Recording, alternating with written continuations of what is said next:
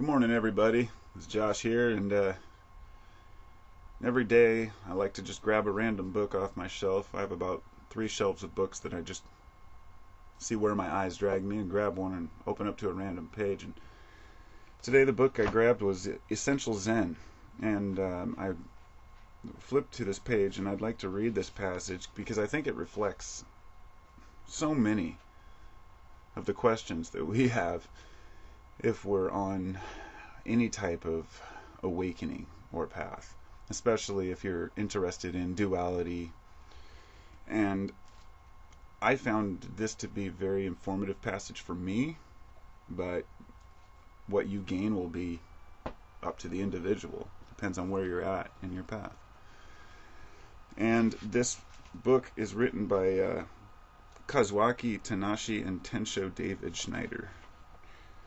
And I'm just going to read these quick pages here. I hope you enjoy it. It says, Now, I would like to talk about our Zazen posture. When you sit in the full lotus position, your left foot is on your right thigh, and your right foot is on your left thigh. When we cross our legs like this, even though we have a right leg and a left leg, they have become one.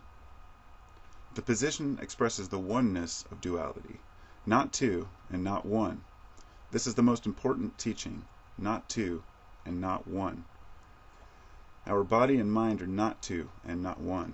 If you think your body and mind are two, that is wrong. If you think that they are one, that is also wrong.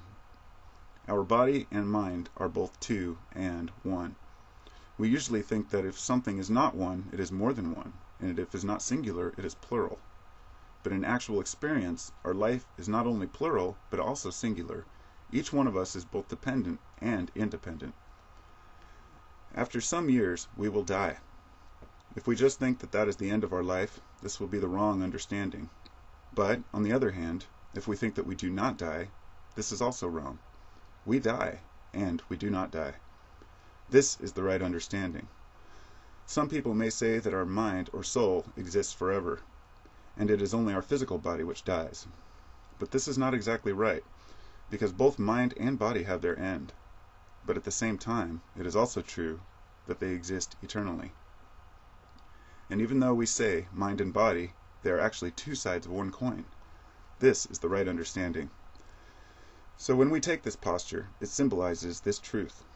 When I have the left foot on the right side of my body and the right foot on the left side of my body, I do not know which is which. So either may be the left or right side. The most important thing in taking the Zazen posture is to keep your spine straight. Your ears and your shoulders should be on one line. Relax your shoulders and push up towards the ceiling with the back of your head. And you should pull your chin in. When your chin is tilted up, you have no strength in your posture. You are probably dreaming. Also, to gain strength in your posture, press your diaphragm down towards your hara, or lower abdomen. This will help you maintain your physical and mental balance. When you try to keep this posture, at first you may find some difficulty breathing naturally, but when you get accustomed to it, you'll be able to breathe naturally and deeply. I'm going to skip past the details here of posturing, because that wasn't really the meaning of my passage here, but if you want to understand Buddhism, you should practice it this way. These forms are not means of obtaining the right state of mind. To take this posture itself is the purpose of the practice. When you have this posture, you have the right state of mind. So there is no need to try to attain some special state. When you try to attain something, your mind starts to wander about somewhere else. When you do not try to attain anything, you have your own body and your mind right here. A Zen master would say, kill the Buddha if the Buddha exists somewhere else. Kill the Buddha because you should resume your own Buddha nature. So, that's an expression that I found useful as far as the idea of duality.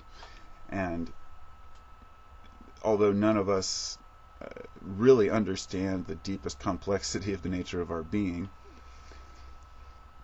we do realize that mind and soul and body are not necessarily eternal, but in the sense that time is illusion, these things exist at all times at once.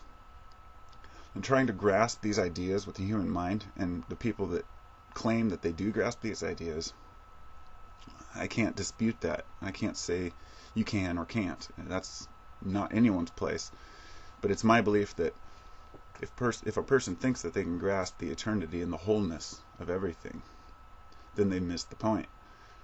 And the point is to be that oneness, but not to try to attain anything. And this is why it was saying that the posture is the be-all, end-all. It's not about what you think or what you don't think or what you meditate towards, as much as how you hold yourself. You can take that symbolically. Some people meditate on particular paths. You can go into a very deep meditational state. It's kind of like this video I made the other day about the illusions and the magic eye illusions. How when you stare at that point long enough, finally everything just pops out at you. And you're like, wow, I didn't see that before. And that's exactly how meditation can be. Now,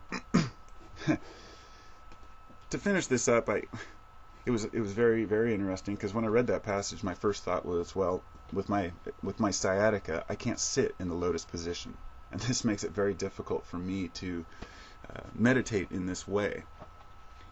And ironically, I flipped the book back open to a random page again, and the first paragraph was a man saying that he went to his Zen master and said he can't sit in the lotus position because of his back and leg pain.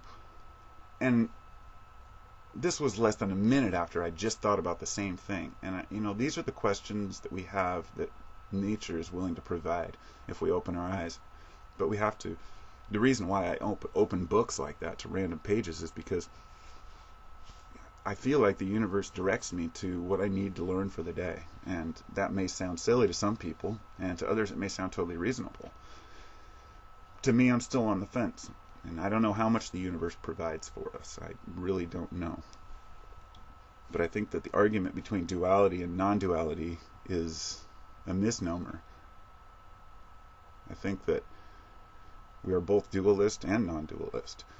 We're both dependent and independent. And that's what makes us human. That's what makes us human. Peace, everybody.